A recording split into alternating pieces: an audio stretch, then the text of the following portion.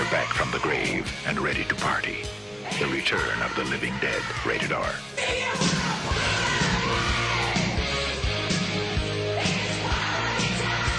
Oh yeah, baby! It's party time! You're doing something that Audrey! Living Dead back here! Horror 365! Talking with Turner! Oh, yeah, breathe it in! You smell that fire? I smell it. It smells really good. I'm feeling kind of hungry already. Like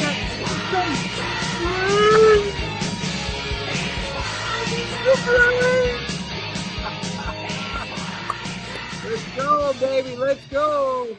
Return of the Living Dead conversation. There we go. There's no. It was a fade out, and all of a sudden, but we got to get this down here. Well, we're live. Anything can happen when we're live. Welcome back to another Horror 365 live every Wednesday night. We are rocking and rolling here. It is party time. We are talking Return of the Living Dead, baby. We're going to wait and see who jumps on. I want to interact with all the horror heads out there. Listen, like I said last week, too, if you have any suggestions, comments, anything, boom, shoot us an email, horrorheads365@gmail.com. We appreciate everybody that sends anything over. I read everything when you normally once a week, dedicate some time to reading the emails and checking the messages on Horror 365. Of course, if you haven't done so already, what are you waiting for? Bang! Hit that subscribe button on the YouTube channel, youtube.com. If you're viewing on there, you already know where it's at. But if you're not, if you're on Facebook, Horror 365 alive, baby. Let's go. And if you're not on Facebook, if you're on YouTube, what are you waiting for? Facebook.com, Horrorheads 365 every day. We're rocking, baby, on there. Different posts. You know what I love about it? What we do and what we're going to continue to do here is that every day we're giving you something different and we're celebrating horror 365. So Monday nights or Mondays in general, we have the Universal Monster Specialist, Ian the Wolfman. Oh, woo! Big old woo for my main man over there, Ian, holding it down. Universal Monster Monday. We have 2000s Tuesday with Swift. And then Wednesday, as you see right here, we do the lives Wednesday, Thursday, all throwbacks. Everything is dedicated to anything 20 years or older on Thursdays. Fridays, very, very soon. I'm looking at the calendar. I believe it's February 7th we have lockdown. Freddy Fridays. So our very own Johnny Sparks here, the most electrifying cosplayer in the game today. Johnny Sparks is going to be dressed up as Krueger, and we're talking anything, any kind of topics, any movie discussions with him as Freddy Krueger, and it's going to be very interesting, and that's going to be every other Friday starting in February. And then we will have something dedicated to the Final Girls, the Horror 365 Final Girls, the Queen of Darkness herself, Black Dahlia, and the Queen of the Creeps and the Freaks, Creepy Betty. So the two girls, they're going to be getting together, having a final girl discussion. That's not going to be until roughly around like March as the year starts to move into convention season. So stay tuned for that. But again, it's about content. We are expanding over here. There's a couple more things that I want to talk to you guys about, but it's not locked in yet, but it's looking good as far as content goes, something in the paranormal field. Stay tuned for that. But this week, what are we talking, baby? We're talking Return of the Living Dead. Let's see if anybody is jumping on here. We got a couple people jumping on in. As you can see in the background, bada bing, bada boom. There it is. Oh, yeah, they get that trioxin flowing over there. So, this movie, when you think about zombie movies, it's got to be up there in your top three. Okay, definitely one of my favorites. It actually is my favorite zombie movie of all time. And it's for numerous reasons. I love the horror comedy aspect to it, but it just screamed the 80s. If you watch this film, just the music, the tone, the theme, the attires. I mean, it was rock, it was horror, it was sex, and all of that is synonymous for our killer genre over here. So I absolutely love this film. And, the acting was just it was outstanding. I mean, I love the chemistry between Frank and Freddie, which obviously is Tom Matthews and James Cameron. Their chemistry was gold. And, I was a little confused with the second part when they came into the second. I'm like, how did that happen after what happened in the first? But I guess, it doesn't have to make sense. Just the chemistry was so damn good in the first one. Why not? Why not have them in the second film. But, speaking on this one, it's so funny because this Return of the Living Dead basically was a result of an argument or disagreement, not an argument, but like a disagreement with Romero and Russo over the 1968 Night of the Living Dead, excuse me. And then Russo wrote this novel, and it obviously blew up because of Dan O'Bannon. And if anybody send more medics, hell yeah, my man. That was funny too. And you know what I loved about the zombies in this one is that this was the first zombie movie, and I hope I'm not wrong on this, but I'm pretty sure I'm right, that they had some energy. They were sprinting. They were running towards their victims. They weren't just, slowly walking with all these weird movements and stuff like that, man. But they were sprinting. So it was like, oh, snap. These guys, they're not playing. They got some energy. So, and that's what I've noticed about this. And I believe, again, this is the first movie to do that. But, yeah, Dan O'Bannon, okay, the director, writer, he also was behind Alien. And when he wrote this and when this came out, I remember seeing this for the first time, not when it came out. I wasn't even born yet, but later on down the line, I didn't even know what the hell I watched. I had to watch it again, and it was so damn funny and entertaining that it just easily became like one of my top horror movies of all time, period. Not zombie films. So I thought it was well done. I mean, the whole story was supposed to be based on a true story. When this gas is 2,4,5-trioxin, it's released in a morgue in the basement of a Pittsburgh VA, and it just causes the cadavers to come to life. And there was some sort of mistake, and then a few barrels of this trioxide, the affected bodies, they were shipped to the warehouse. And then here's James Cameron, his character, Frank, and he's sitting over there, and he's he's talking to Freddie, which is Tom Matthews, about, the weirdest thing you ever saw or whatnot. And he's like, yeah, you want to know something? Tells him the whole story, and then tells him there's something in the basement. And, of course, what do you do after you tell him? You go take a look at the basement. And then when they do that, he gives it a nice slap. The canisters, thinking it's sealed, nothing's going to happen. Boom. It leaks. They hit the floor. This gas now is infiltrating the air, and it just turns into havoc with these zombies coming up from the ground, the acid rain. It's mayhem. But I absolutely love this film, and I want to see what you guys and girls, the horror heads, are talking about with this film. I know Johnny Sparks should be jumping on the conversation at some point, next 5-10 minutes or so. But, what else can I say about, Return of the Living Dead? I mean, it's one of those horror movies that, it has to be. I mean, if you're a true horror fan, this is up there, like I said, in your top 10 or whatnot. And it's one I really enjoyed because it was funny as hell. Miguel Nunez, 85, you think about it, he was in Friday the 13th Part 5, and then he was in this film. And I thought his acting in both was stellar. I mean, the first, going back to Friday the 13th, come on, you got to remember that, ooh, baby, that, the Porta John scene, he's up in there. And I mean, that was so comical. But you know what it is about Miguel is it's his facial expressions, and he sells it. And he's such a good actor, and he's underrated as hell. And that's what I love about Miguel Nunez. And in this one, I mean, you can see the fear. You felt the fear by just looking at his face and his whole tone and demeanor when this was going on. J-Rod, big J-Rod's, and it worked. Yeah, it did, brother. I mean, I think that this set the tone for future zombie movies, obviously, in the future. Future zombie in the future.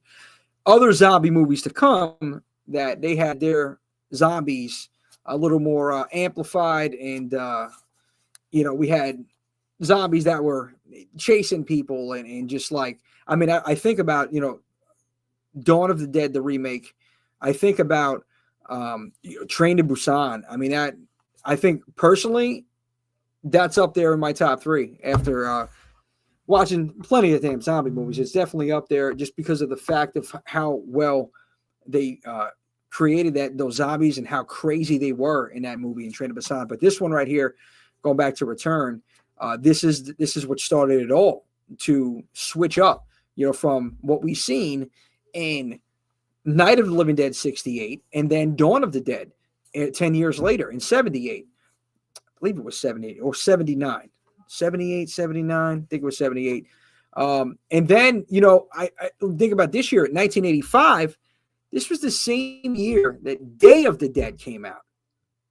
And I feel that this movie, Return of the Living Dead, overshadowed Day of the Dead, because it was so damn good. It was the same year. And it's like, for me, watching this, down the line, obviously not when it came out, and I've seen both. And while I do enjoy Day of the Dead, it's definitely not on the level, in my opinion, of Return of the Living Dead. And you think of the 1980s, and this movie had everything from that decade in here. I mean, just even the music, the 45 grave, the party time, it's iconic. The whole vibe, the tone, the group of rockers, of teens that they had in here, it was like a little bit of, it spoke on everybody in the 80s. I feel like they had a personality, like all different kinds of personalities that you would come across in the 80s in this film. And another fun fact, let me read this one, Jay. We got something coming here, right here. Boom, boom. Think that the way the zombies came back in this movie and that are in pain makes the movie more believable. Yeah. Like when a half a body's on the table. Yeah, saying it hurts. Exactly. That's a good point. It's true. It's true. And you know what? And that's another point right there, man. I mean, it was different, and they added some more elements to the whole zombie lore, and that's what I loved about it. And fun fact that I was saying is that some of the extras in this film actually ate real brains, and not human brains. Don't get Hannibal might be watching out there. Don't get excited, Mr. Lecter. No, we're not talking about human brains with little Chianti and fava beans. We're talking about calf brains. That's what they were eating. And Dan O'Bannon, actually, because he was the kind of guy, he liked to lead by example. He made sure that he ate the brains first, just to show everybody, look, I'm doing it. It's safe. You guys are good to go. But I didn't even know that when I was doing a little research on that. I'm like, what? Imagine being an extra on there. All right, so guys, here's what we're going to do. I need you to stand over here. You're going to moan and groan. You're going to move around a little bit over there, and then take some of this right here. This is what is that? Is that like raw meat? Is that turkey? No. It's brains. It's not human brains, but it's brains. You're just going to munch on some. It's a delicacy in some countries. Oh man, I don't know how much they got paid, but I guess it was well worth it to see how well down the line this movie did. And yes, I got in the background over here. I love this part. It's just if you look at James Cameron and just like, oh my God, how distraught he was in these films, and that's what I loved about it. He was just so over the top, and the makeup effects, special effect artists. And the makeup that they did in this movie, just phenomenal.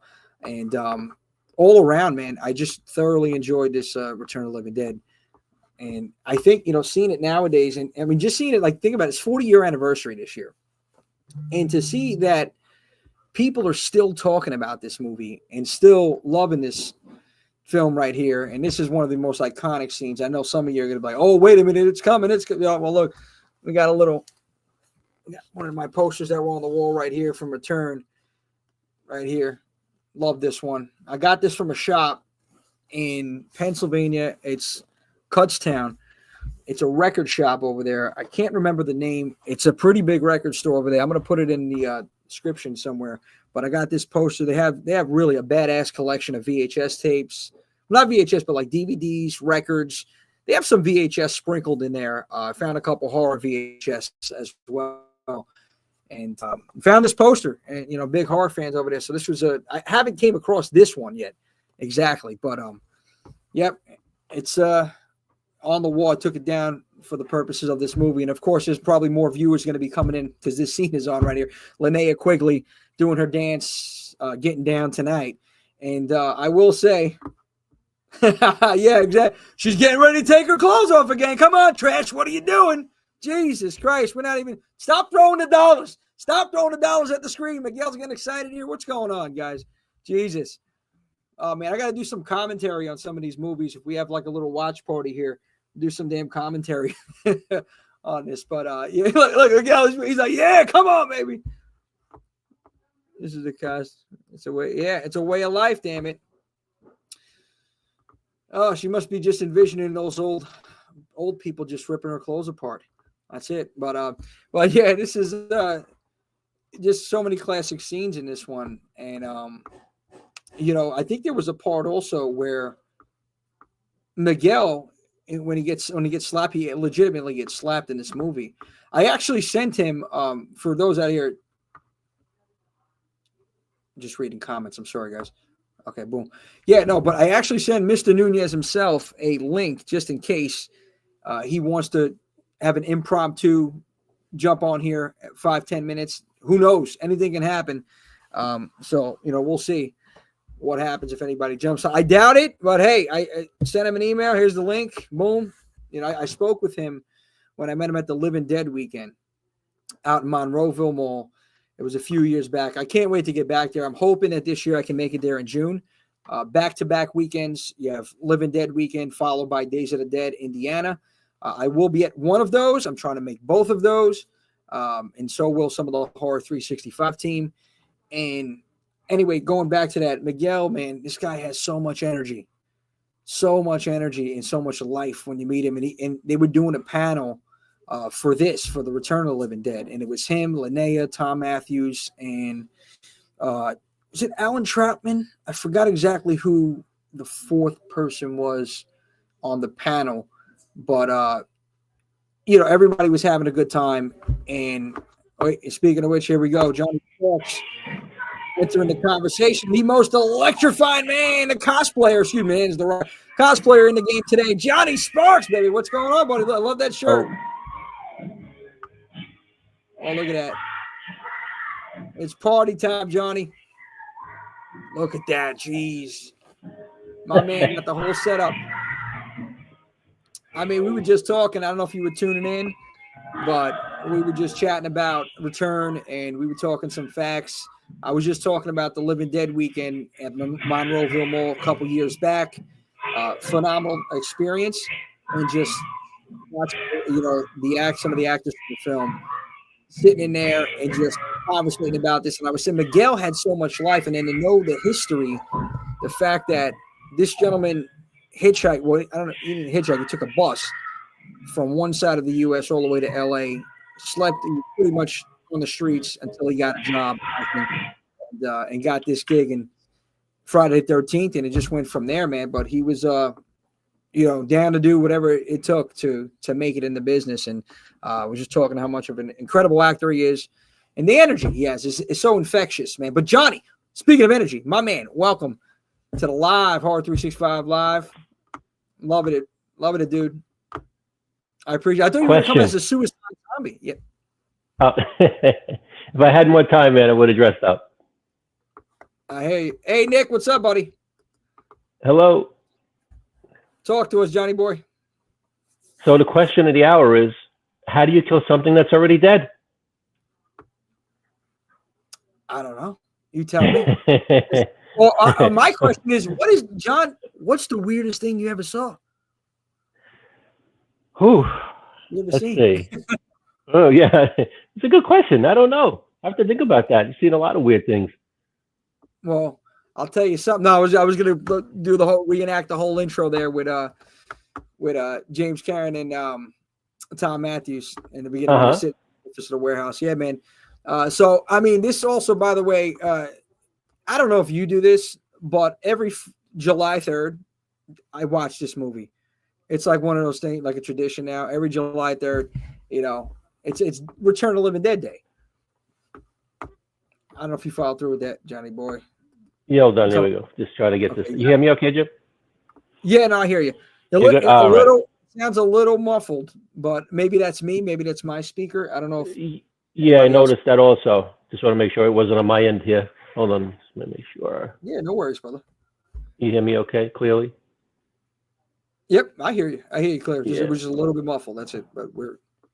All right. Yeah. So, yeah, I was chiming in a little bit, trying to get set up over here, trying to get everything settled, everyone fed. I hear you. And okay. How you doing, man? Everything's okay? Feel like a zombie. Yeah, You know, it's funny because you're like right in the middle where the way the screen's positioned. I don't know if you could see it, but you're like in the middle of Tarman here. Like he's like pretty much eating you on the screen. He's like, more brains. Brains. Yo, Yeah, so dude, yeah, go ahead. man, yeah, I was gonna say the movie was it July 3rd? Actually, was the movie takes place July 3rd, 1984, even though it was released in 85. Yeah. So yeah, sometimes I like, oh yeah, that's right. It's not 84, it's 85. It was when it was released, and yeah, it's such a great movie that's withstood the test of time. It's edgy, it's sexy, it's funny. The cast is incredible, and yeah, it was they were kind of pushing the edge, man, pushing the edge with a lot of things. Like so, some fun facts. I'll jump right in. Is with Linnea Quigley. Linnea Quigley actually was filming the cemetery scene in the nude, and then they realized, oh, that's going to give us an X rating. It's going to give it, it's going to be a problem. We won't be able to play this on TV. So they actually made a special undergarment that would still show basically an early song, and that would still show the rear end, but would cover the front end. So that way they could, I guess, get it on TV at some point later on. So, but yeah, she was beautiful body, right? Beautiful face, and yeah, she was willing to bear it all for the audience, and so they had to cover her up a little bit. And yes, very very memorable scene, of course, is in the cemetery. Yeah, I mean, just look at Miguel Nunez's face in that one.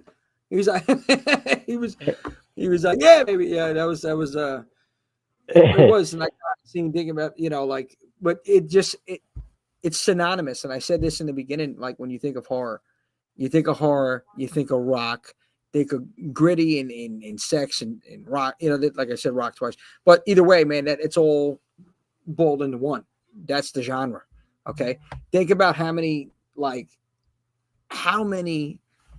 movies in the 80s can you actually count that did not have a naked woman in there?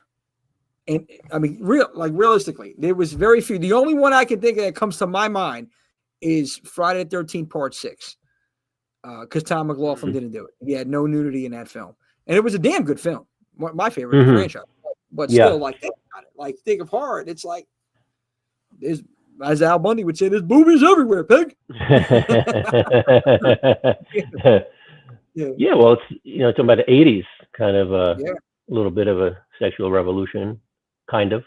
That was said and done. Forget about it. You do any of those things, or say any of those things now, you'd be canceled.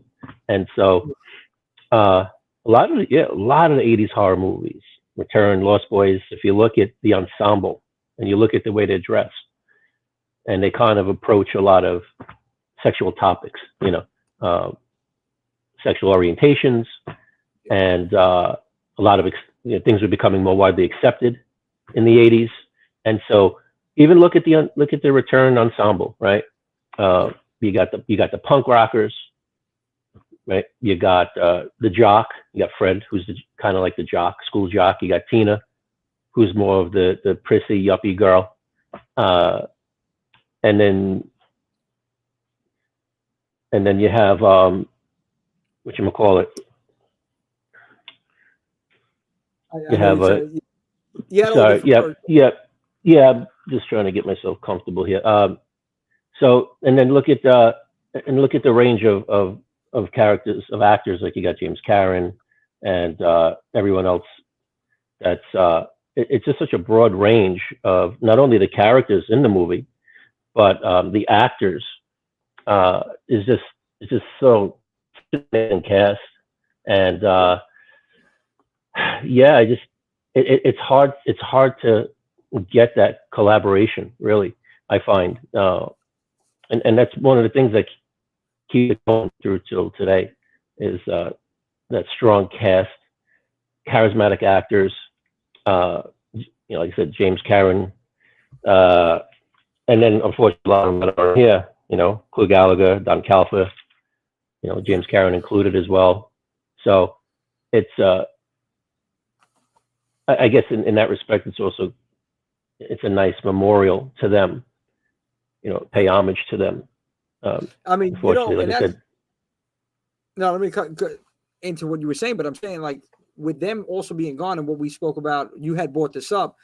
I believe it was last week when we were talking about we're going to have this conversation this week. The fact that they're going to be in the new, is it Trash's Revenge or is it the new Return of the Dead with CGI? They're going to put them in there. I don't know how people would feel about it. I mean, I guess it's nothing.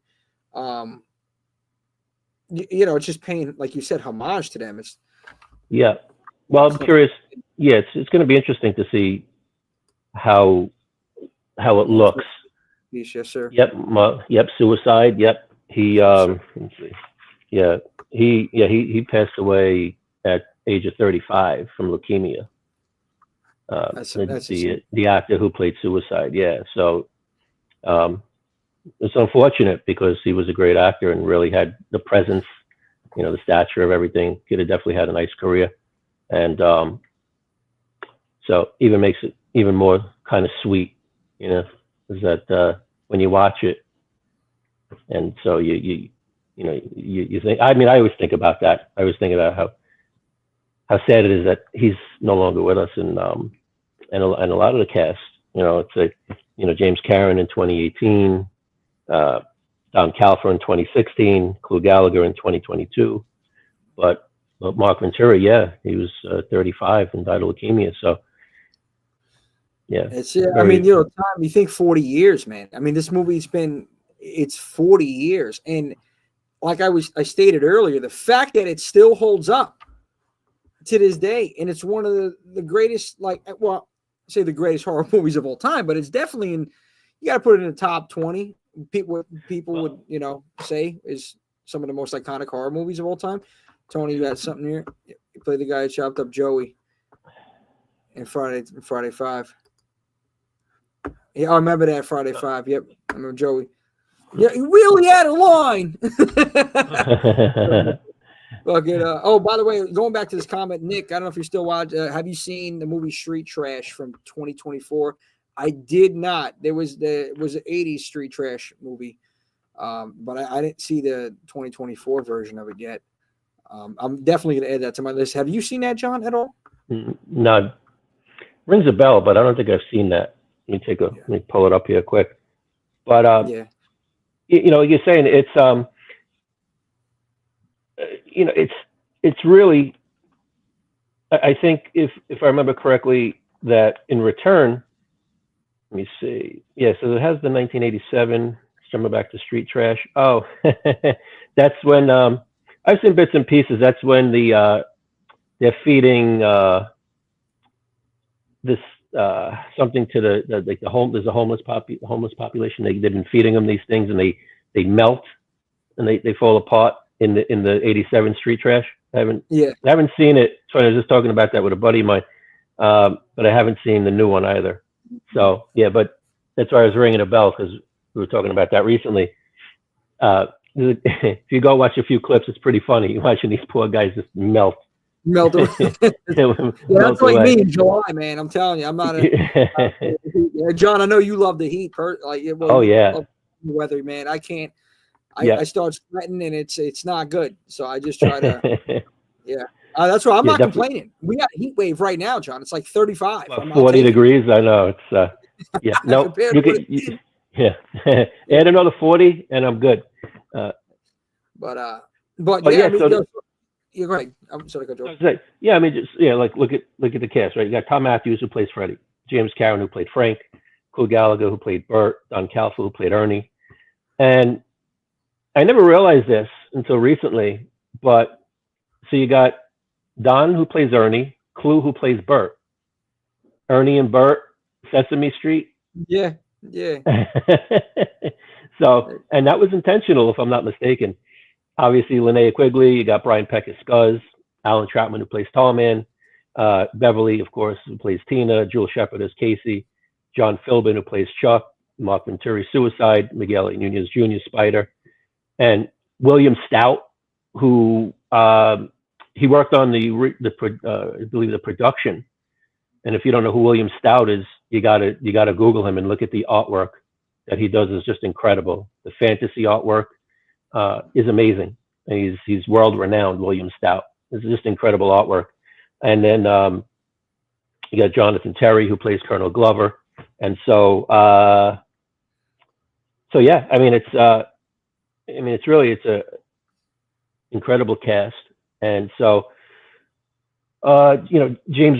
So some other information about it is that I forget about this stuff all the time, because I always think of, like, when you think of zombie movies, I always think of Romero, right? You always think about Romero. Yeah, that's the first name, right? Yep. Yeah, and James Russo, and so, because I know they worked together on Night of the Living Dead, I believe, which was 1968.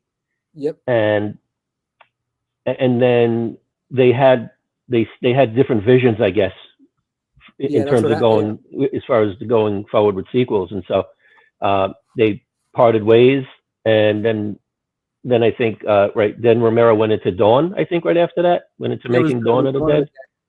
And that then was 78. I was getting confused before. It was 78, 79, it was 78. Yeah, 78. Right. And then Russo wrote the book, right? I think he made it into a book, yep.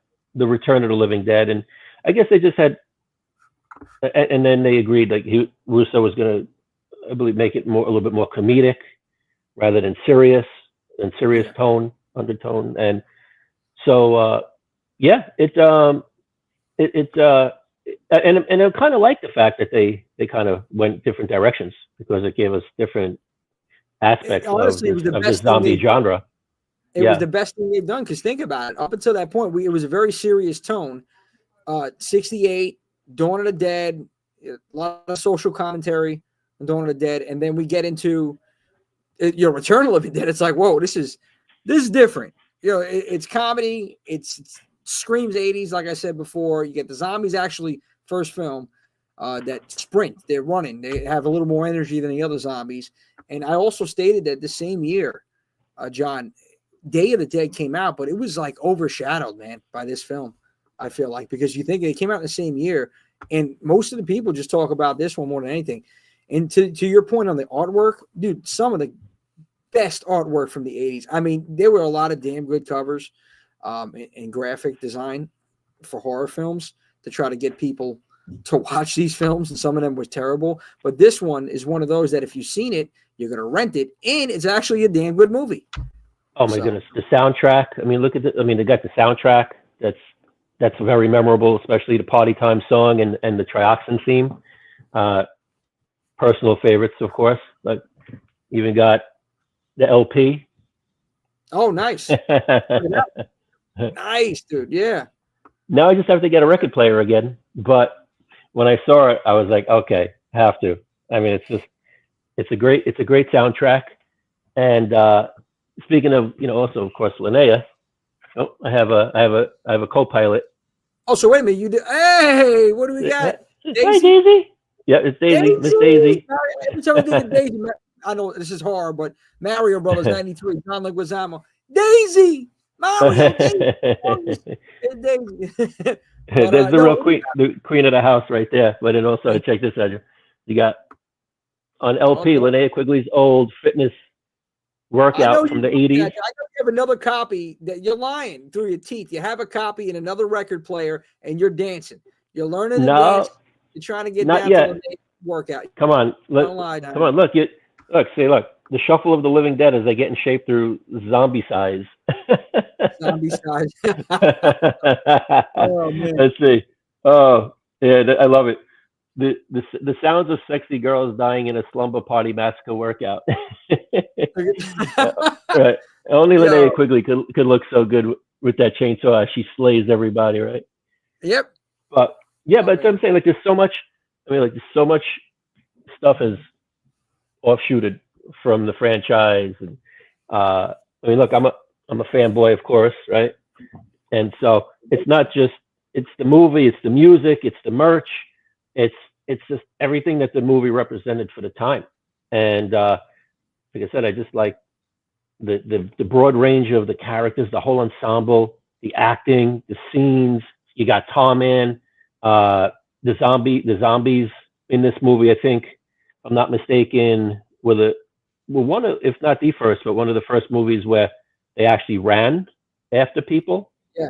If you think about it, and you go back all the prior zombie movies, they were very slow, very lumbering. Somebody out here is going to listen and be like, "Yo, guys, you said that 4 times." We both, I know we both were talking about, but yeah, no, dude, you're right though. It's and I can't stress that fact of what you just said too.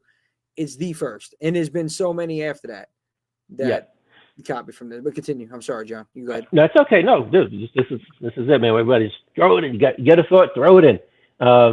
So also, so now I thought that Return was the first time that the brains was said, but I think that there might have been one movie or something, short film earlier prior to that. But on the big stage, where, Tom in is the first one to coin that phrase, brains, and also I think in this movie the zombies were particularly had the affinity for the brains, right, as opposed to just eating you, period. Like the focus was the brain.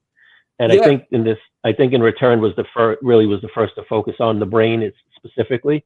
And especially, aside, Tom in, right, the whole thing.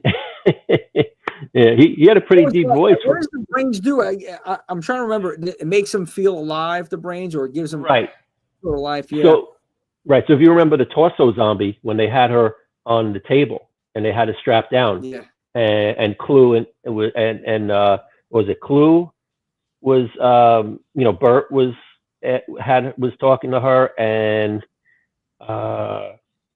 Don and Ernie. So Bert and Ernie, I think, in that scene were was asking her like what the deal was, and he asked her why the brains, and she said it makes the pain go away.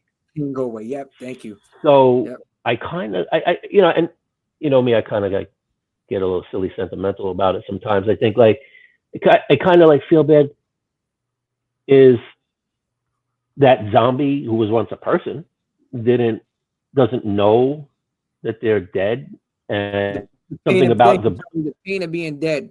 Yeah, it's right, the pain of being dead. Right. And so does like targeting the brain make like they think that they're gonna get the memories back? Like going after the brain, like the zombie thinks, I can feel like a person again, or I'll get memories or something like something weird like that. Like probably prevent it from decaying even more. They're in pain from being dead, rigor mortis.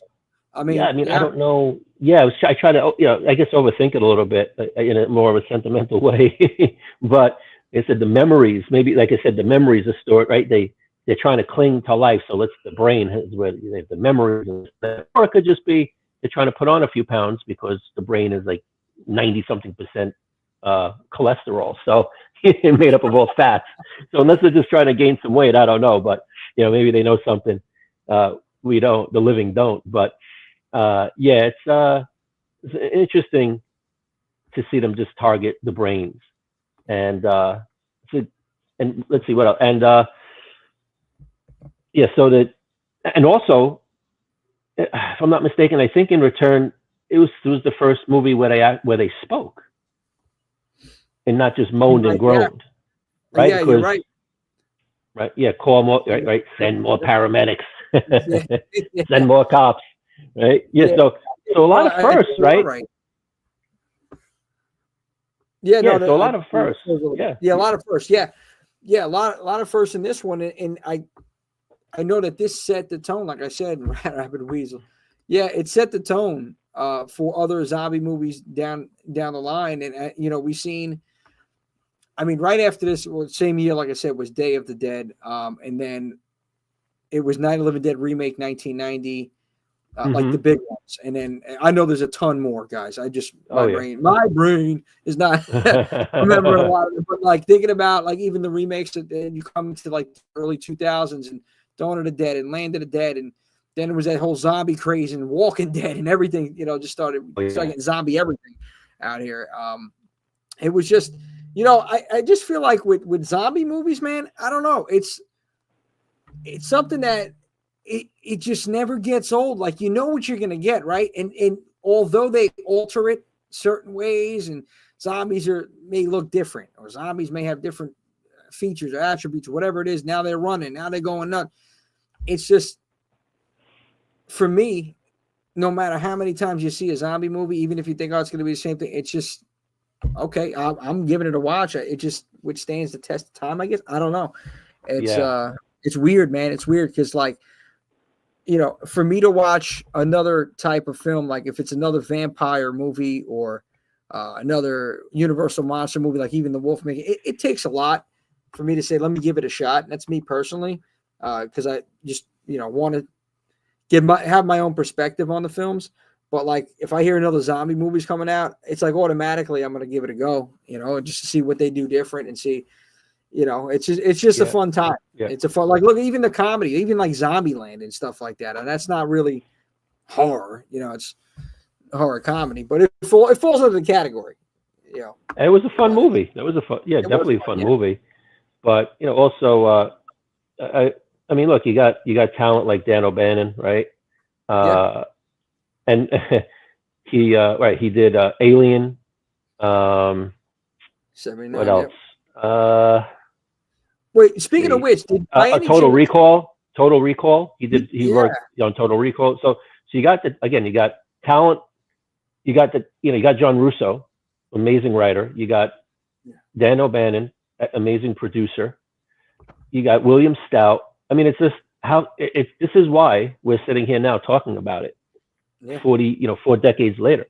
And this is why they're making another film. Like that's two. Crazy. Yeah. Like, two. Yeah, two. And we'll jump in. I guess we'll jump into that in a minute or so. But it's and most of the original cast that are still around are going to be participating, which is great. And you got you got a young Tony Gardner at the time, who for special effects, who is actually working on the 2 new films, which again we could get into a little bit more late in a few minutes. And the zombies crawling there. Oh yeah, the whole party time graveyard scene is fantastic, Tony. And it's Resurrection Cemetery. It's took place in Louisville, Kentucky, but most of it was filmed in California. And from what I understand, is they only filmed 1 or 2 scenes actually for the cemetery. For the I think for the background, they wanted to have the actual cemetery, which this takes place in. So the rest of it is all filmed in California. So so there's a lot of interesting stuff when you dig into it and look into the production and you watch any of these online documentaries and stuff about it. It's great. James Cameron wrote his own death scene as far as being incinerated. And originally James Cameron was supposed to be a zombie. He was supposed to become a zombie. And but he something to do with the weather or something. He didn't want to be outside. Maybe I think it was because of the heat or the rain. So he said, hey, I'm going to incinerate myself instead of becoming a zombie. Also, let's see. So Fred, also, Tom Matthews, he's wearing, and I didn't notice until I actually was looking at some of the perks for Linnea's new movie. There's a varsity jacket. So if you remember the varsity jacket he's wearing in the movie, it spells FUCKU. So it says it. Yeah, they had to change it for TV. Yeah. Exactly. So they had to change it, and I don't remember what it said for the TV version, but they had to change that. And so I saw that they were actually giving it away as a perk with Linnea's fundraiser from the movie. I don't think it's the actual jacket, but I don't think so. It would probably fetch a lot more money than they were asking. But it's I don't know how many they're making. May only be 1, but it's interesting, right? And let's see. Trying to think what other fun stuff from the movie. The car also.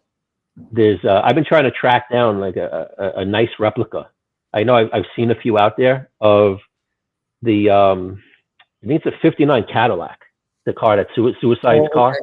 Yeah. So yeah, I mean, after seeing that movie, I was like, oh man, I want a big boat. I want a big Cadillac, man. You want the cat? Drive Yeah. around, rocking out with my crew, right? I So mean, it's just, reenacting that scene alone, man. oh my goodness, Just I'm with gonna the drive horror. into Monster like that. Were you kidding? I'm gonna drive right through the front of the hotel in my 1959 Cadillac. That's Suicide it. zombie, gonna bust in on the scene. But yeah, Yep. Yeah. it's just really. Oh, you know what's interesting too? So if you remember the scene where Tina is running up to get away from Tom Man, running up the stairs from the basement. They didn't tell her that they actually replaced. They made a false step so that Oh, she would shoot. fall. So remember when she falls through Yeah. the step? That's legit. Yeah. So they didn't tell her about that when they were on a break. They swapped out that step and didn't tell her. So when she fell through, she actually got bruised up a little bit, and Oh, that's why if you notice, she actually moves very slowly because she was actually hurting. Like she was actually like, I oh think, wow. yeah, She really felt this. It's yeah, crazy. she really, Did yeah. they intentionally not tell her, or they just forgot? No, they from what I heard, they intentionally didn't tell her because they wanted the most realistic Yeah, they were organic. take. Yeah, fucked Yeah, up. yeah. Yeah, just run up. Just go ahead. It's like some Home Alone stuff up there. Right through. Right, right. Yeah, and so that was an interesting fact of something to do with that whole scene, and Yeah. then just the whole scene in the basement there, when she's trapped, and Yeah. of course that whole part where Suicide where runs down, where they all run downstairs because they hear Tina yelling because she's trapped. You got Tall Man's cranking away on using the pulley and the chains to break the doors off, and off the locker that she's hiding in. And then when he runs down and he just bites his head like an apple. Yeah. that crunch, man, it's just like it's a you can Like somebody never. ate like a Dorito or fucking like snap into a Slim Jim. Oh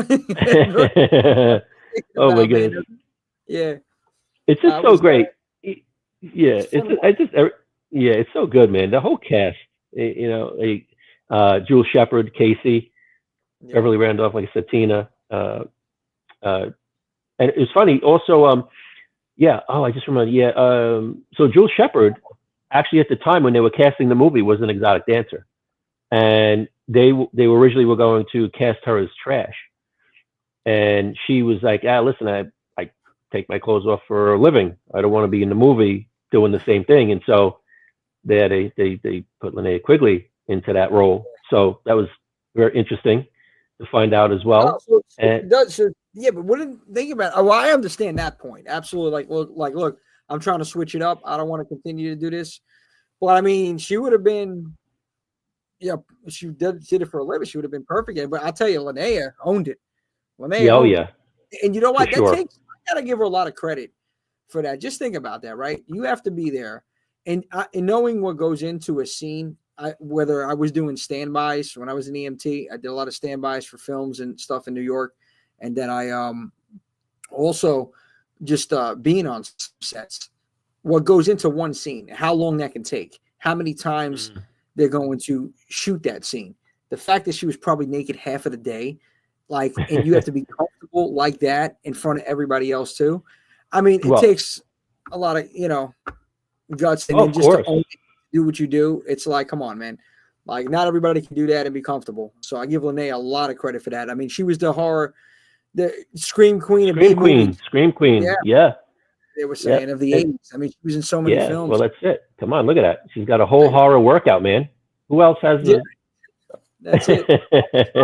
We do this. It's knife slash, knife stab, right? Let's see. Chainsaw curls, baby. Let's go. She's the his Scream Queen herself. Yeah, but I mean, of course, look at her. I mean, she had the confidence, she had the body and the looks, and yeah, I mean, she Not in cemented Florida. her. That's what it was. Yeah. Of course, I mean, when I remember I remember watching it for the first time. I don't remember exactly when I actually saw it for the first time. Um, I don't. It's been so long, but I do remember my reaction because it's the same reaction I get when I watch it now. Yeah. When that Like, scene, whoa. when the cemetery scene is on, just with the popcorn. Uh huh. Uh huh. Well, Honey, you gotta take out the you gotta take out the garbage. Uh huh. Yeah, yeah. Uh-huh. With the and I popcorn. think, well, thank God it wasn't like, if that was me, I'm gonna have to pay for people's ophthalmology bills. I mean, yeah, not good. But yeah, Linnea, she owned it, man. And again, I give her a ton of credit. And anybody that does that, like, when you gotta, even a lot of films nowadays, you have to, some scenes you got to get down and dirty, and it's just takes a lot of guts, and it's there's a lot that goes into these scenes. That's the crazy thing. And like, again, it speaks on how much confidence she did have in this film, and Yeah, of during this. course.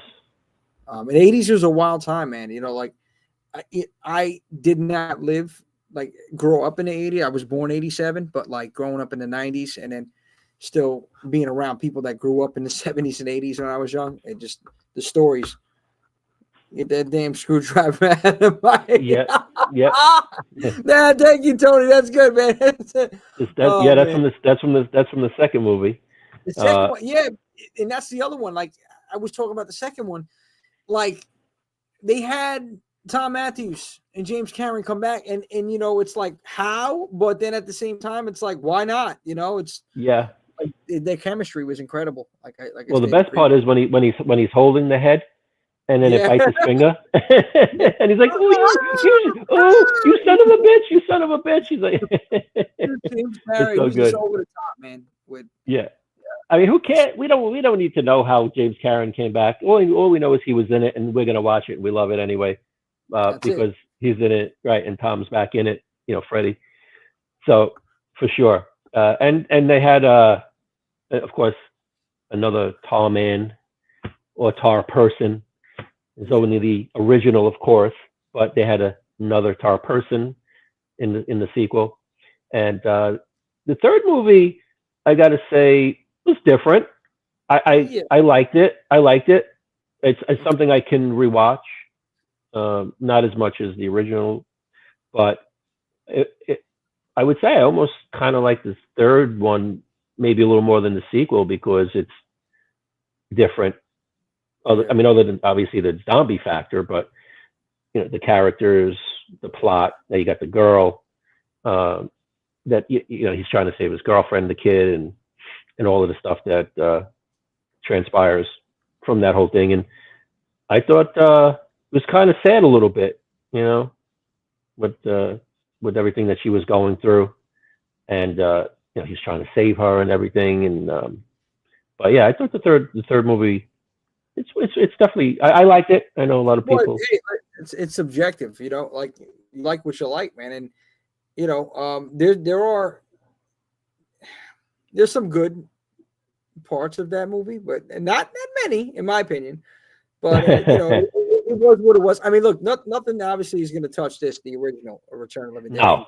No. I'm curious to see, John, what do you think they're going to do with the next film?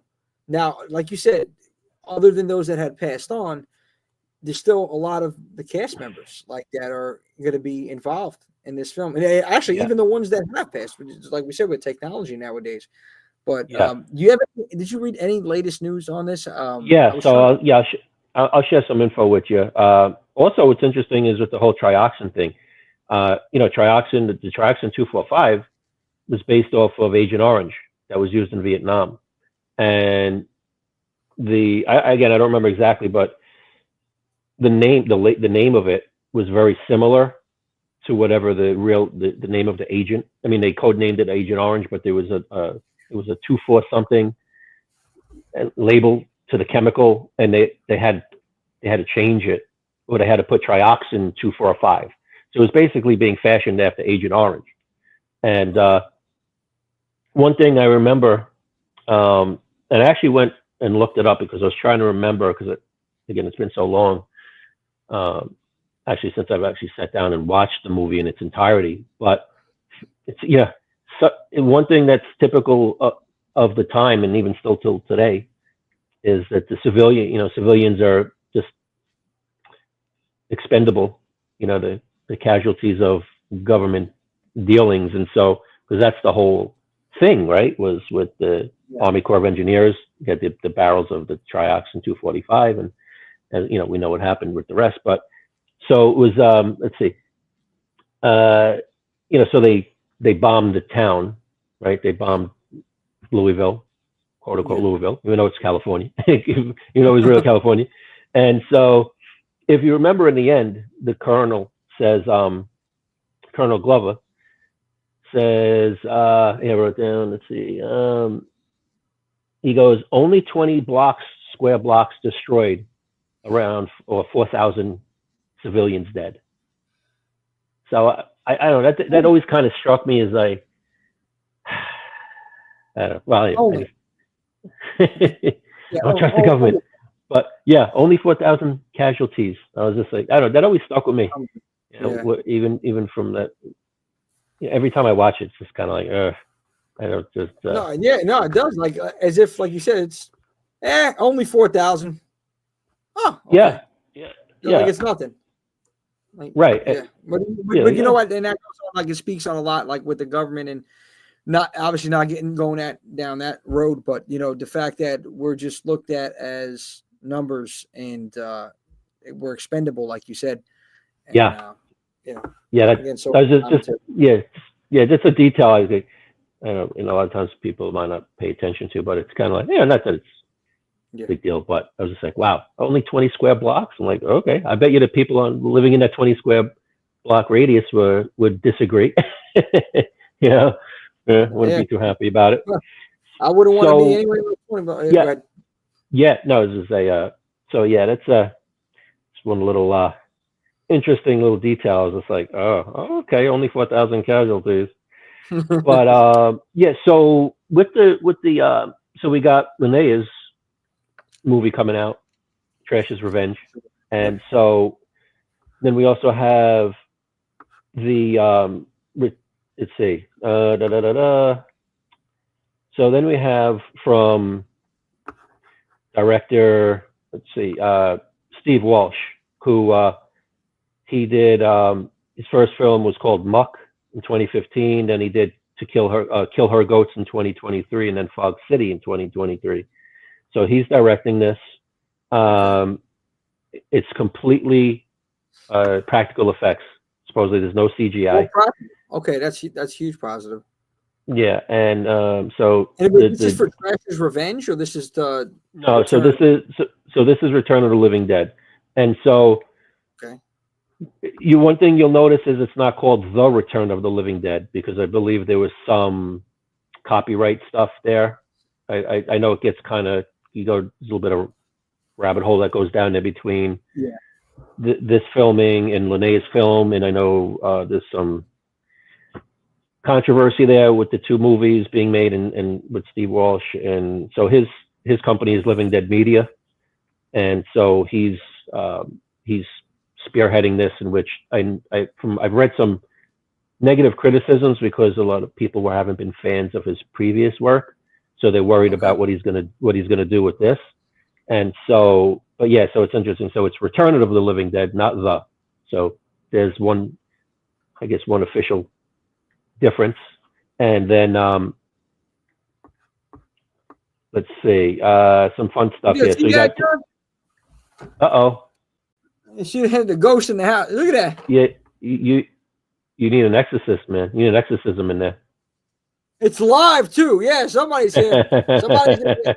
I think I hear Chucky. Are they doing? Yeah, that's it. Watch out. That's all I'm hearing. I'm like, what's going on here? He's coming for you. That's he heard what you said last. He heard what you said last week. Oh, come on, please. But geez. So now there's controversy, you're saying, with this one, and Return. This is not the Return. It's just Return of the Living Dead. Just Return of the Living Dead. Yeah. Are we getting some characters from the original in this one? So you got Tony Gardner, who's working on this, and he's also working with Linnea on her film. So thankfully, there's no bad. Yeah, like, I mean, why wouldn't you want to have him? I mean, look at the amazing work he did in the original film. And let's see, Tony Gardner's also worked on Hocus Pocus, Zombieland, like you mentioned, Yeah. 127 Hours, Seed of Chucky, and the Chucky series. So there you go. He's back working on it with both movies, both productions. And let's see. So this is interesting. So it says they took him almost a year to create the new Tarman because it's all done with life casting and practical, all practical effects, no CGI. Except that they're using modern techniques, different actor, of course. Like I said, to me, Alan Troutman, we'll see. I think he's going to reign as the king of the Tarmen. Let's see. So yeah, it's interesting. If you go to returnofTheLivingDead.com, you can read. They show you stuff, the storyboards. They got storyboard artist Pete Von Schally, who's working on it, who has worked on The Mist, Child's Play. So a lot of talent here that's working on this. And they show you behind the scenes. An interview with Tony Gardner talking about, all this stuff. And let's see what else. And they're actually selling stuff on the website that was props that were used in the movie. Oh, so nice. That's okay. so that's for Return of the Living Dead. Let me see anything else really exclusive to this. Let me see. And of course, there's the trailer. The trailer that's out, which I think we had talked about briefly. Yeah. So and the whole. Let me see what happens here. Yeah, so the trailer's out, and of course, I guess the people are kind of like, oh, why is this new Tarman dragging a Christmas tree through a cemetery? Yeah. And like I said, it's really a July Independence Day kind of. So I mean, again, it doesn't have to be. It's not the again, it's not a remake of it. So. It's supposed to come out at the end of the year, correct? Yeah, it's Christmas. Christmas, yeah. I guess, hence the Christmas tree, I guess. And so here's another fun fact. They used to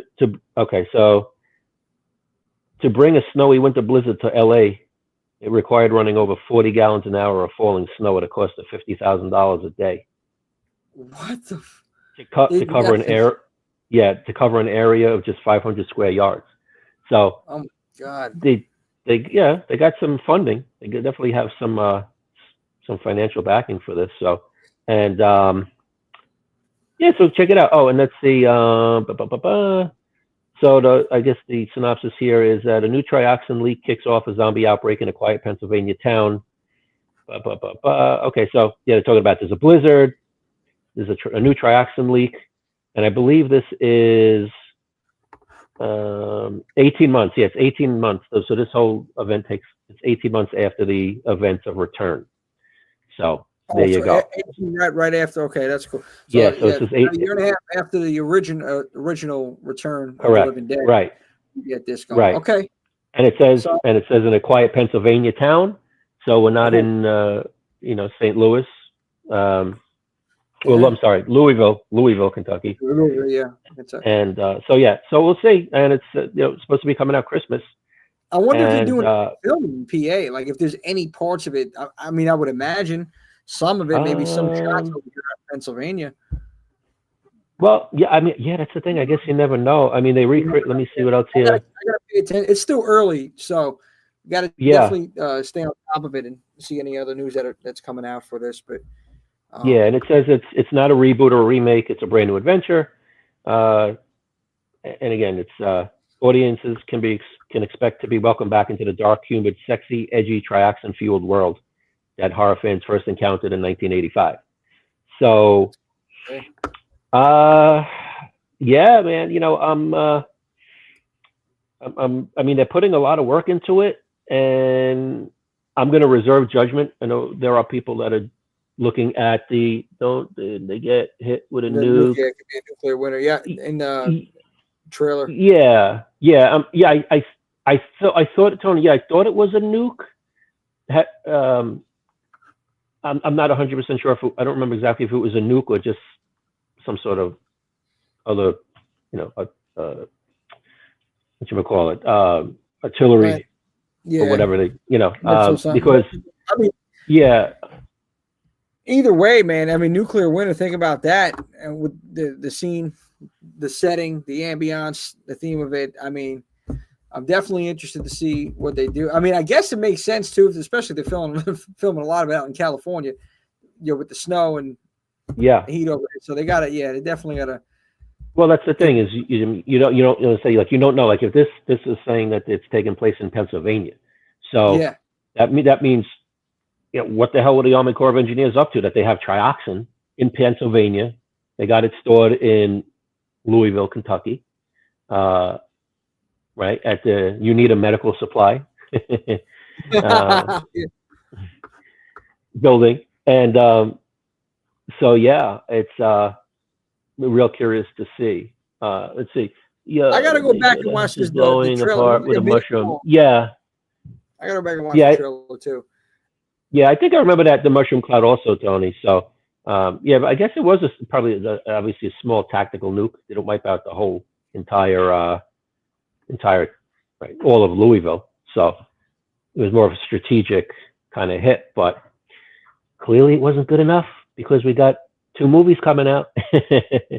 And so yeah, that's what my brain is. Yeah, no, I remember thinking about this now. I mean, I don't know what they're gonna do with this new one and Trash's Revenge, because like you said, with both of these, especially if it's people like they're working together on this film, on both films, is number one, what's coming out first? I mean, I'm guessing Return would be coming out before Trash's Revenge. Is it going to be totally different? Is it going to be, a part of it, or like a spin-off from, or like spin-off for the Return, or that's something to figure out. Yep. Yeah. So let's see. Yeah. So So Trash's Revenge is basically, so it says the saga continues decades after the horrific events in 1985. Linnea Quigley. So it's I think it's 40 years. I think they say it's some like, obviously we got the 40-year time difference, and so she finds herself trapped in a past where fame has faded. Once a rebellious icon, Trash now embraces the persona of a grotesque Norma Desmond from Sunset Boulevard, attending conventions. I'm just thinking it's definitely different. Yeah, no, it's definitely different, because if it takes place 40 years and then this one now is taking place 18 months, it's 2 different films, without a doubt. So, completely different. In this one, is she going to be in Return? I don't know. I gotta. No, she's no. So they're basically competing, more or less.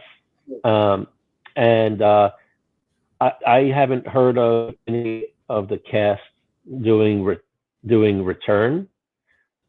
Everybody seems to be in Trash's Revenge. So, and let's see. So what happens is so this should be interesting. So it says that she's attending conventions, doing autographs, while her co-stars rise to greater heights. So what happens is, let's see, I know that.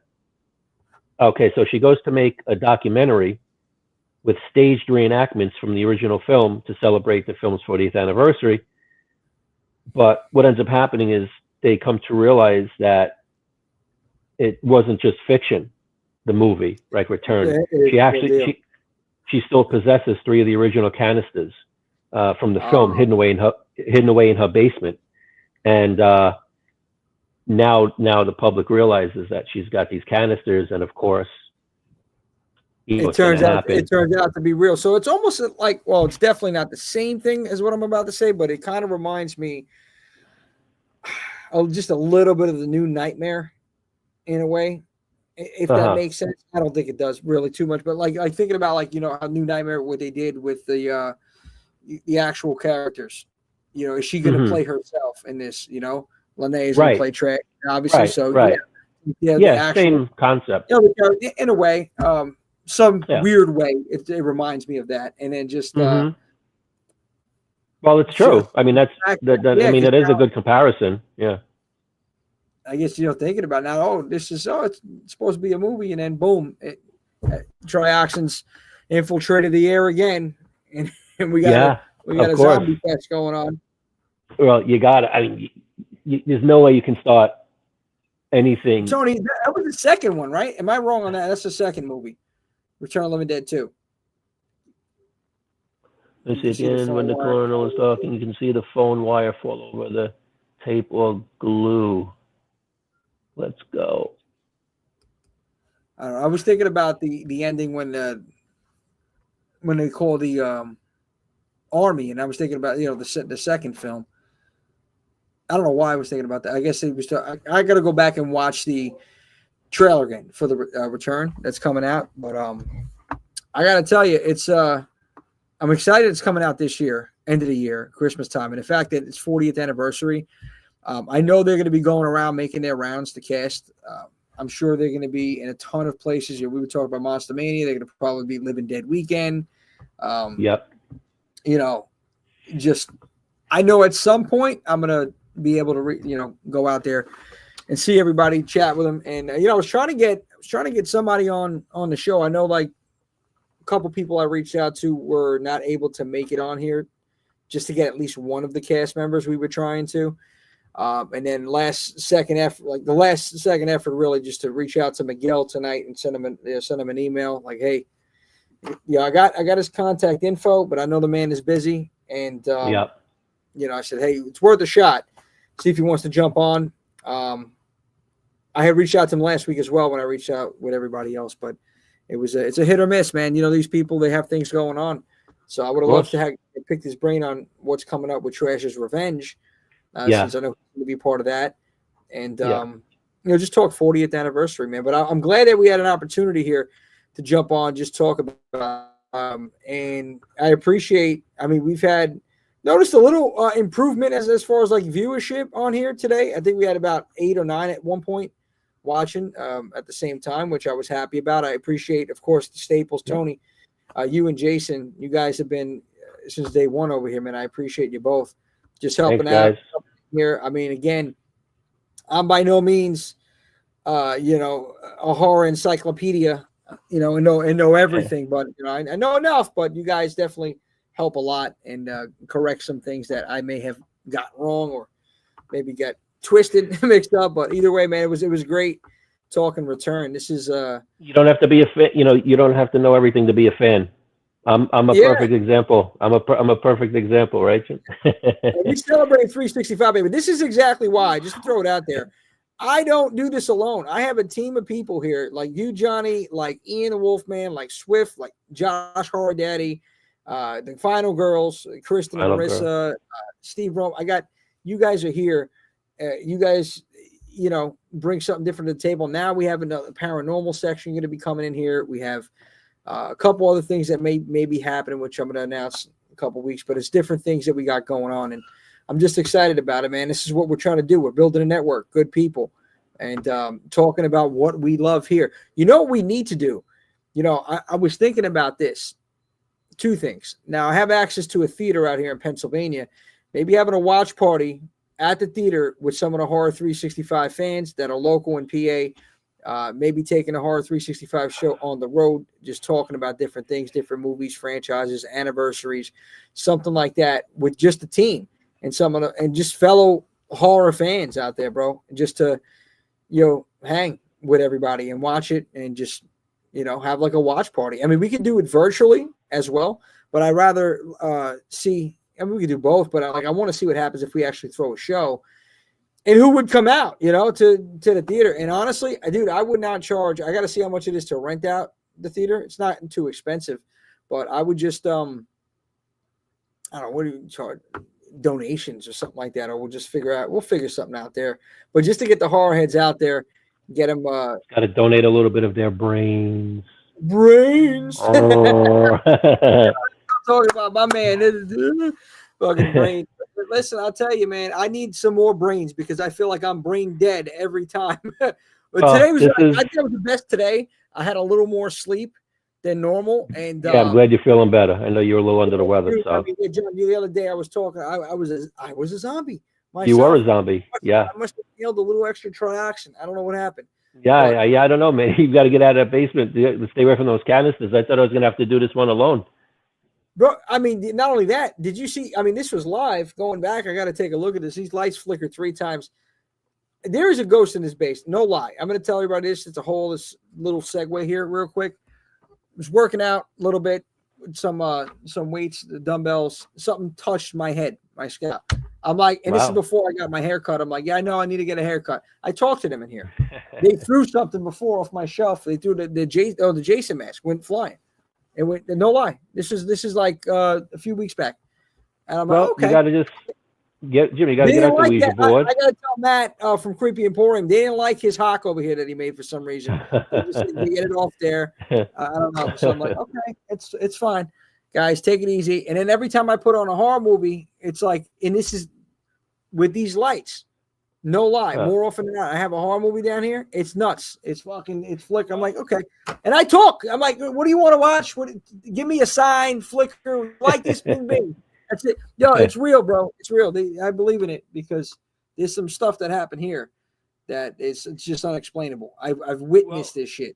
And I'm sober. I don't do no drugs. As contrary to what some people do, like, you're doing lines every day. No, my man, my heart would explode. It's natural energy. I barely have caffeine. Look, I'm drinking. It's just straight water and energy. It's just you bottle up my energy, John. You put it in fucking canisters. It's going to be more powerful than trioxin. That's it. We're going to make millions, and we're going to just create these masterful events. Just over the goddamn sales of the Jimmy J Energy. But anyway, I'm all over the rails here. Bring it back. Return to the return. So this is it this year. Trash's Revenge. Hopefully, sometime. Yeah, we'll do a follow up, right, Jim? I think we're going to reach out and. Renee is. Well, I'll tell you about that off. Okay. Yeah. But yeah, so yeah, the goal is for us, I want to try to get, even if it's virtually here, some of the cast members on. It may not be live. It may be pre-recorded. Okay. And yeah, Paranormal 3. Hey, listen, it's a subgenre of horror. 365. Hey, Tony, if the worst thing that's happening is some lights are flickering and you get a little rub on the head, that's not so bad. Bro, they tapped me on my head. They're probably, like I said, they're probably telling me, you need a haircut, Jimmy, and I got one, and now I'm fine. No, bro. See, you got it all wrong. You said you were working out. They just were spotting you, man. That was it. Dumbbell curls. I just if I had a bench working on, I got a backpack. But it's like, come on, man, guys, you guys are killing me. You're not lifting heavy enough if you don't have a spotter. If you don't need a spotter. But yeah, so I mean, we're definitely. I think this is just the start of the conversation. There's going to be a lot of buzz coming up with the movies. And I know Christmas is a long ways away. And more information is going to be coming up. Let me take a look here for Linnea's, for the fundraiser. So remember, on Cinebacker, it's, let me see where we're at. And I think the parent company is called Dragon Studios. Let's see if I can find it here. So you can go to Dragon Studios and look up Trash's Revenge, Linnea Quigley's. Let me go back to this here. Let me go see. Also, you know what? I'm going to put the links under here, like tomorrow when this actually loads on the YouTube, and I can actually do it now on Facebook, but when it loads on the YouTube, I'm going to put links where you can go to check it out for the Cinebacker. I popped something up there last week, was it? But yeah, I mean, hopefully, John, we can get some of the cast members. Yeah. Like Tom Matthew. I know I'll be able to get Tom, and then hopefully Miguel again. Like, he was supposed to be on the show. He had some things going on. But if I can get people, on, and we can chat with them and talk about 40th and Trash's Revenge and stuff like that. That at some point this year, I'm going to. I don't want to promise or guarantee, but I'm going to do my very best to get them on the show. as well as it's not only Return of the Living Dead's 40th anniversary, but at some point throughout this year, I want to talk about Silver Bullet, another 40th anniversary from '85. Fright Night, another classic from '85, 40th anniversary. And then, of course, you think about what we talked about before, Day of the Dead. And then 30th anniversary, and this is for me, one of my movies, Tales from the Hood. Another anthology horror. I love. It's a great movie. I want to see if we can do something with at least somebody from these films and just talk about different things. Basically anniversaries. I want to start celebrating a little bit more here. 35th, if you think of 90, we got Child's Play 2. So there's different anniversaries that hopefully maybe I can get on Alex Vincent. He's going to be at a couple conventions upcoming. Him and Christina Elise. So there's a lot of '85 movies, bro. A lot of 40th anniversaries, man. There was just to mention a few more. You got Underworld, obviously. Yes, Silver Bullet. Remember the movie The Stuff? No, The Stuff. Yes. Remember? That's an underrated horror movie. The Stuff. Yeah, that was fun. That was a fun movie. Reanimator. Yeah, Reanimator. Okay. Nightmare 2. Yeah, Nightmare 2. Nightmare 2. Friday 13th Part 5. I mean, that's probably the easiest to get. I call Uncle Ronnie, Ron Sloan. Let's get him on with some of the cast members from 5. Yep. And then let's see. Day of the Dead. Yeah. You said Fright Night, Ghoulies, another fun movie. They're gonna get you in the end. It's Cat's Eye. Did hear that? Anyway, Cat's Eye. It's there's a whole bunch of fun cult classics from '85. That's what I'm telling you, man. Mid '80s, the whole decade. So many good movies that have really fashioned the whole horror genre, and still have such a huge impact on the direction in the films that we still run out in droves to see, which is fantastic. Deadly Friend. Have you seen that one, John? Movie. Deadly Friend. I think I've seen that movie, Nick. I think I know what you're talking about. I just can't. Let me see. I don't think so. Let me pull. But I think I watched that before one time. I know I didn't see the Street Trash from 2024 that you 86 earlier, but I did see it from 87. Now you got me thinking. Another movie I watched. Oh my God! And I'm posting this because I came across it. Where the hell did it come? Oh, it was in a freaking antique shop. No lie, man. I don't know how to freak. But anyway, oh geez, it's like a made-for-TV movie. It was Death Valley. It was like a '90s slasher. It was Death Valley. Yeah, it was like Death. Let me hold on. I'll tell you right now. But I came across this. I'm posting it tomorrow for Throwback Thursday. But that's another like some of those TV movies. Catherine was in the film, and she was also not '90s. I'm sorry, it was '82. '90s. Deadly Friend. Yeah, Christy Swanson. Deadly Friend. Yeah, it was Christy Swanson from 1986. So that's we'll definitely have to give that a look see. And then that's what it was, guys. Watch that one too. It's a gory slasher. Basically, a family's on a trip. It's the mother, her son, and her new boyfriend. They get on a trip to Death Valley, and then somebody serial killer stalking them, killing. It's not the greatest film, but it was just something. And with Catherine Hicks, the same mom in Child's Play, she was in this one. Yeah, man. So it's give that. 86 also, man. 1986. You got Chopping Mall, Night of the Creeps, Terrorvision. This one right here. This right here. Oh, Jason Lives, 86, 4th anniversary. Yeah. I'm still, I was speaking, I can't talk about too much, but like I was speaking about, speaking of Tom McLaughlin too, I'm really working on doing something nice for the 40th, an actual fan event. I gotta pop up in here. I gotta talk to the horror heads, and I want to see, because I know we have fans all over the world here. I get messages from freaking Spain, Australia, Africa. I get everywhere, bro, and I'm ecstatic about that. But like, I want to see what type of events they want to see out here up in the Northeast, and maybe we can travel even to some other areas, because I want to do something like when we do come back with some big celebrity events. I think the first one back should be the first one that I ever had with CJ Graham. I'm trying to see if we could do something for the 40th of Friday the 13th, Part 6, Jason Lives, and then go from there. But like even on the show, I know John, you got me rolling here, buddy. Even on the show, I want to get some of the guests on, man. So go ahead. You said Night of the Creeps, 86. What else we got on there? Oh, what did I say? TerraVision, Chopping Mall, some really fun classics. Chopping Mall's another one.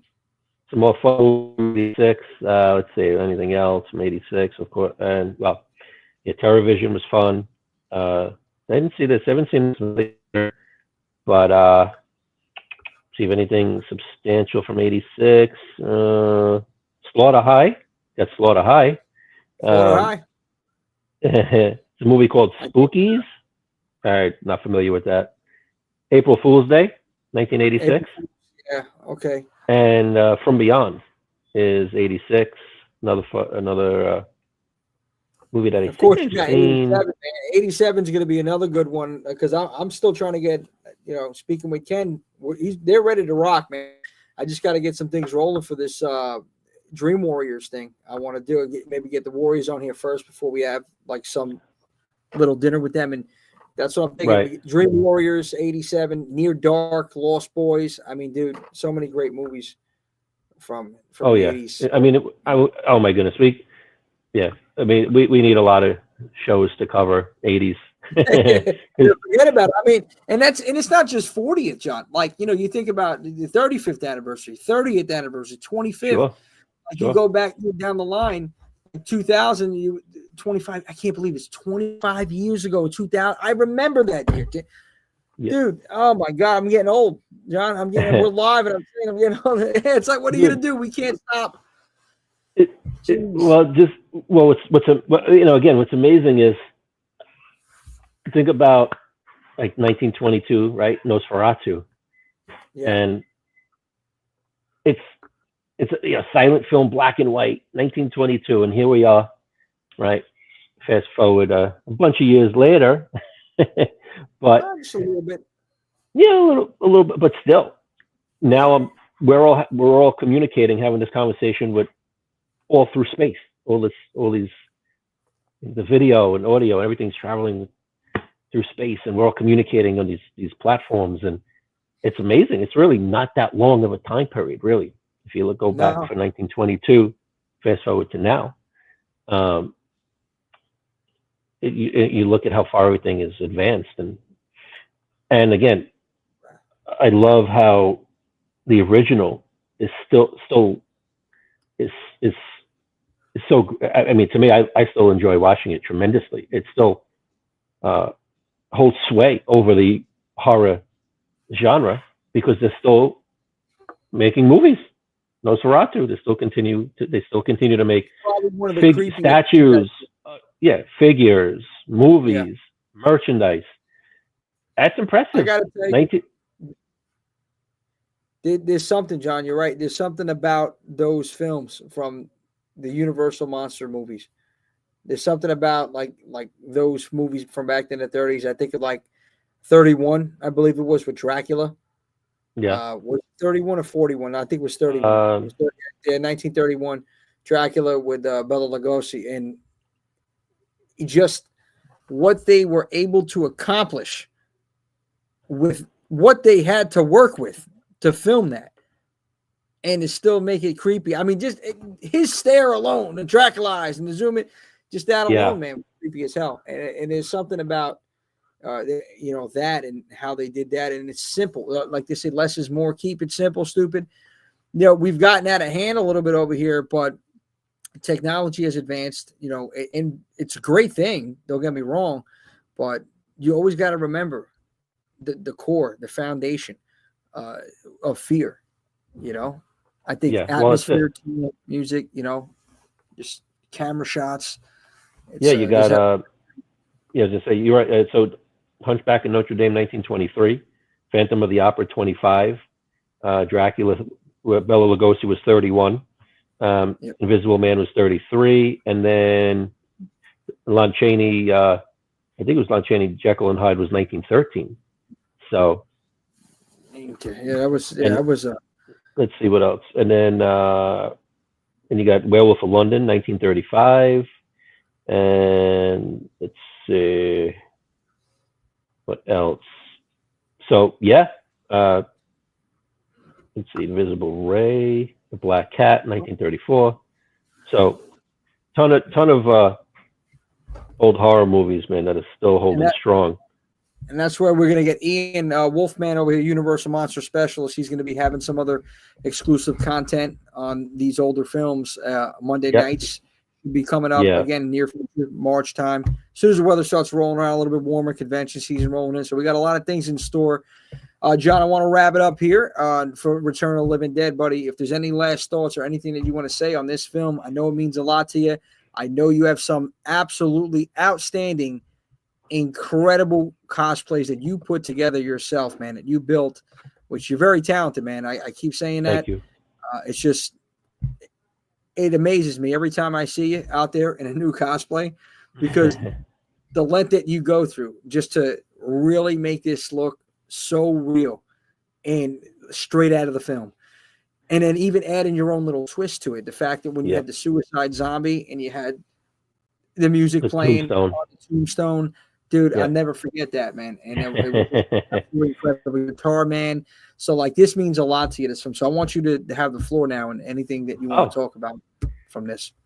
Yeah, well, I was hoping to have the life-size barrel with me in March to complement the Tall Man, especially for the reunion. I don't know if it's going to be in the cards time-wise because of, just the things that have come up, as you know. So I may try to just throw something together just to, like you said, I love taking it from the film, taking it off the screen and putting it right into the convention, and have everybody have a field day, have a blast with it and stuff. And so it's always fun for me. It's fun for all the fans at the show, and you always get great love from everybody and appreciation. And so definitely look forward to that. So I would say that if anybody has any inclination to come out and conventions, definitely check out Monster Mania for the 40th return anniversary. And then you said maybe Living Dead weekend, maybe I might be doing something, I think. Yeah, I got to double check, but I'm sure that you're going to have some of the cast over at Living Dead weekend or Days of Dead. Yeah. Indiana. Right. I thought I will have to. Yeah, we'll have to take a look and see for sure. But as far as look, I'm sure anybody that's here has already seen it. Or if you haven't, definitely go watch it. And if you haven't watched it in a while, because of just my crazy lifestyle over the last few years and workload and everything, responsibilities, I try to watch these movies. I catch them, unfortunately, in bits and pieces. It's very hard to get time to sit down and watch it in its entirety. Like I said, I had hoped on doing that over the holiday break, but other things, life takes a curveball, throws you a curveball sometimes. And so, but if you get a chance to sit down and enjoy it, it's, I think it's an hour and 30 something minutes. So it's not a terribly long film, Return of the Living Dead. And I would just say, just shouting out just one more time to the whole cast, Tom Matthews, who plays Freddie, James Karen, who plays Frank, Clu Gallagher, who plays Bert, Don Calfa, who plays Ernie, Linnea Quigley does Trash, Brian Peck, who plays Scuzz, Alan Troutman, Tawman, Beverly Randolph Tina, Jules Shepard, who plays Casey, and John Philbin, who plays Chuck. Of course, Mark Venturi, Suicide, and Miguel A. Nunez Jr., who plays Spider. William Stout, James O'Bannon. I mean, it's just a star-studded ensemble from start to finish. And this is why we're here talking about it 40 years later. So, big fan of the film, big fan of zombie movies. If you haven't seen it, go watch it now. Yeah, and if you were watching us, you've probably seen some of it in the background over here. We ran through actually the film, and that's why, dude, I think maybe once every now and then we should have a watch party at virtual watch party. There's ways to do that, just to get engagement, just so we can chat, laugh, comment on the films with everybody else. So, John, I appreciate it, man. Jumping on Horror 365 Live this week. Next week, I have no idea what we're going to be talking about, but I will be dropping the topic sometime later on this week. So stay tuned for that. And, looking forward just to keep this going, man, and get all the horror heads out here engaging with everybody. Appreciate everybody who tuned in today, everybody that jumped on. Thank you so much. Seriously, of course, like I said, staples every week seem to be Big Tony and Jay. I appreciate you guys. For everybody else that's tuning in for the first time, hey, listen, it's free 99, man. Just click subscribe on YouTube. And there's other stuff that we got that you'll see on there. Some skits that we put together with Leatherface or with Josh, and the rest of the team. Funny stuff. And there's more of that coming for sure this year. So stay tuned for that. And then, of course, on Facebook, if you're not on there, you could follow us on Facebook at facebook.com/horrorheads365. And yeah, as you know, any email, if you want to send us an email about anything, doesn't matter what it is. If you got something that you want to promote, you're doing something positive in the community, and adding another layer to our killer genre, please let me know. I will promote it on the page 100%. I have no problem doing that if you're doing something for our genre. So shoot us that email over there, and stay tuned. Horror Heads, a lot more coming, a lot more. This has been another episode of Horror 365 Live. I have to somehow figure out an outro video.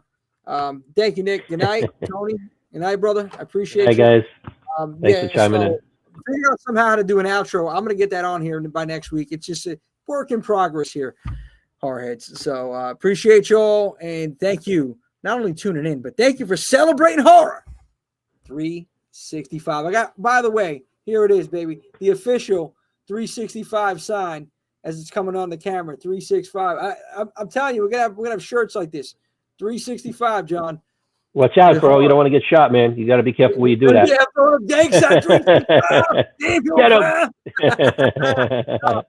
We're good, brother. Yo, John, thank you, brother. Thank you. I appreciate it. Thanks a lot, guys. Appreciate it. Of course, always fun. Take Later, care, everybody. We'll see you next Wednesday. Bye. Good night.